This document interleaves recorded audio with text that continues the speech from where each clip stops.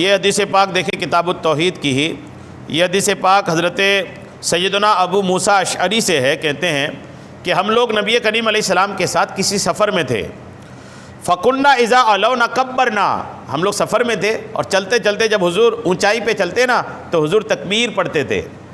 جب بھی اونچائی پہ چڑھیں، سیڑھی چڑھیں، کسی اونچائی پہ چڑھیں تو تکبیر پڑھنا چاہیے. تکبیر مطلب اللہ اکبر. سیڑھی پہ چڑھیں نا تو ہر ایک پائیدان پہ اللہ اکبر اللہ اکبر اللہ اکبر یہ ہونا چاہیے، پڑھنا چاہیے. اور جب سیڑھی سے اتریں تو پائیدان میں سبحان اللہ یہ پڑھنا چاہیے. سنت طریقہ ہے، یہ پڑھنا چاہیے. یہ وہ لوگ پڑھتے بھی ہیں جن کو ذکر کی عادت رہتی ہے، اللہ کی یاد جن کو رہتی ہے نا، وہ ان کو یاد آتا ہے کہ میں چڑھائی چڑھ رہا ہوں تو اللہ اکبر پڑھتے پڑھتے چڑھوں. آپ گاڑی میں سفر میں گاڑی چڑھائی چڑھ رہی تو اللہ اکبر پڑھیں. یعنی کہیں پر بھی چڑھائی چڑھنے کا معاملہ ہونا تو تکبیر پڑھنا چاہیے. اتار میں سبحان اللہ پڑھنی چاہیے. حضور نے فرمایا اذا علونا کبرنا، جب ہم لوگ، یہ صحابی کہتے ہیں ہم لوگ جب اوپر چڑھتے تو تکبیر پڑھتے. فقالا اربعوا، جب تکبیر صحابہ پڑھ رہے تھے نا بہت بلند آواز سے پڑھ رہے تھے. مطلب دیوانے صحابہ تھے نا، ہم جیسے سست لوگ تھوڑی تھے. دیوانگی تھی صحابہ میں. وہ صحابہ زور زور سے تکبیر پڑھ رہے تھے.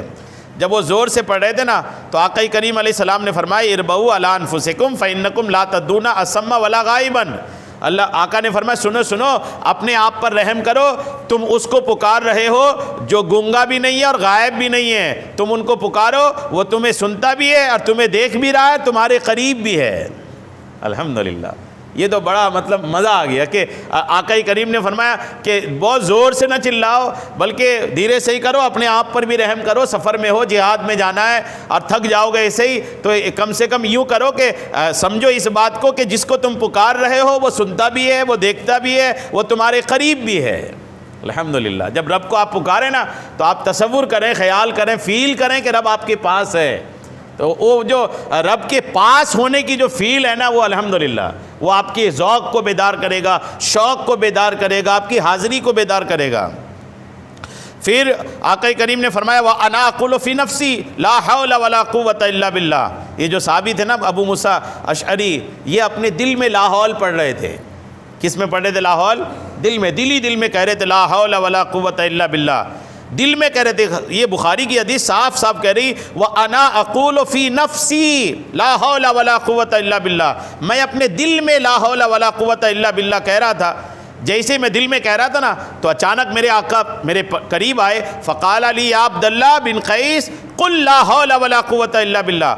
آقا نے فرمایا اے عبداللہ ابن قیس کہتے رہو لا حول ولا قوة الا باللہ. کیوں؟ فإنہا کنز من کنز الجنہ، کہ لا حول ولا قوة الا باللہ یہ جنت کے خزانوں میں سے ایک خزانہ ہے.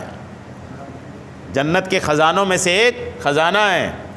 ایک بات تو یہ کلیئر ہو گئی کہ نبی کریم علیہ السلام لوگوں کی دل کی بات کو بھی جانتے ہیں. یہ بخاری ہے. وہ صحابی کیا کہہ رہے تھے؟ وہ کہہ رہے تھے نا میں دل میں پڑھ رہا تھا. اب وہ پڑھ دل میں رہے تھے. آقا نے فرمایا پڑھتے رہو لا حول ولا قوة الا باللہ. مطلب آقا دل کی آواز کو بھی سن رہے تھے. وہ بندہ، وہ صحابی جو دل میں پڑھ رہے تھے نا، آقا نے اس کو سنا بھی اور اس کو کنٹینیو کرنے کا حکم بھی ارشاد فرمایا. اور ساتھ میں ایک بہت بڑی فضیلت آقا کریم نے ارشاد فرما دی کہ لا حول ولا قوة جو ہے یہ جنت کے خزانوں میں سے ایک خزانہ ہے. جنت کے خزانوں میں سے ایک خزانہ ہے. لا حول ولا قوة الا باللہ عموماً لوگ سمجھتے ہیں کہ کوئی برا وقت میں پڑھتے ہیں. اگر آپ کسی کو دیکھ کے پڑھ لو تو جھگڑا کر لے آپ سے کہ یار مجھے دیکھ کے لا حول پڑھ رہا ہے یہ، یعنی میں شیطان ہوں کیا؟ یعنی آدمی عموماً سمجھتا ہے کہ شیطان کو دیکھ کے لا حول پڑھا جاتا ہے یا کچھ برا ہوتا ہے تو لا حول پڑھا جاتا ہے. ایسا نہیں ہے. لا حول جنت کے خزانوں میں سے ایک خزانہ ہے. سنیے، اس سوچ کی اصلاح کیجیے.